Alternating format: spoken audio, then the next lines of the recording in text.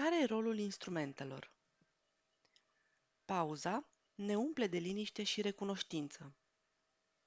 Sportul ne dă o stare de bine și disciplină. Iubirea de sine este motorul la tot ceea ce suntem și facem. Iertarea ne permite să avem o relație mai bună cu noi înșine și să ne acceptăm așa cum suntem. Planificarea și prioritizarea aduc ordine în viața noastră de zi cu zi. Vizualizarea ne permite să vedem cu ochii imaginației obiectivele atinse. Contabilizarea este oglinda modului cum ne petrecem timpul.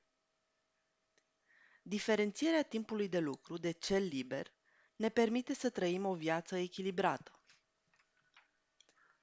Rolul implementării instrumentelor este să creezi zilnic în viața ta loc pentru izvoarele de bine, să umpli rezervoarele, să menții o stare de bine în interiorul tău.